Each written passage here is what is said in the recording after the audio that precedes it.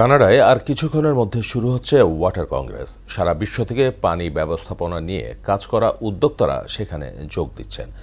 বাংলাদেশের একমাত্র প্রতিনিধি হিসেবে ওয়াটার কংগ্রেসে যোগ দিয়েছেন মোহনা টেলিভিশনের বার্তা প্রধান বোরহানুল হক সম্রাট। বিস্তারিত জানিয়েছেন তিনি।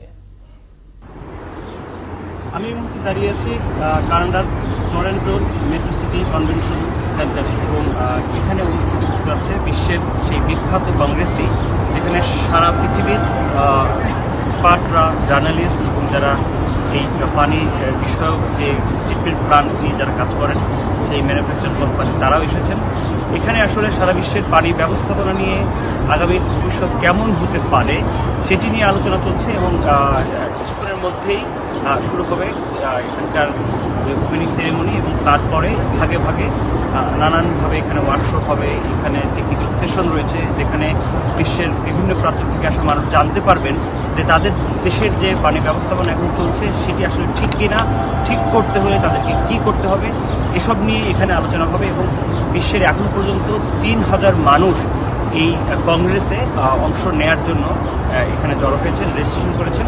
কিছুক্ষণ পরেই এটি শুরু হবে এবং আমি বাংলাদেশ থেকে এসেছি, একমাত্র প্রতিনিধিত্ব করছি বাংলাদেশে। বিশেষ করে ঢাকা শহরের চারপাশে যে 4টি নদী, তারপরও আমাদেরকে কেন পদ্মা বা যমুনা থেকে পানি এনে ওয়াটার ট্রিটমেন্ট প্লান্টের পরিকল্পনা করতে হচ্ছে, কেন ঢাকার 70% পানি নিচ থেকে তুলতে হচ্ছে, সেই বিষয়গুলো নিয়ে আমি জানতে চাইব এবং আমাদের দেশের প্রেক্ষিতে, ঢাকার প্রেক্ষিতে যতটুকু কাজে লাগে সেই তথ্যগুলো জানার চেষ্টা করব। এই ছিল সর্বশেষ কানাডার টরন্টো।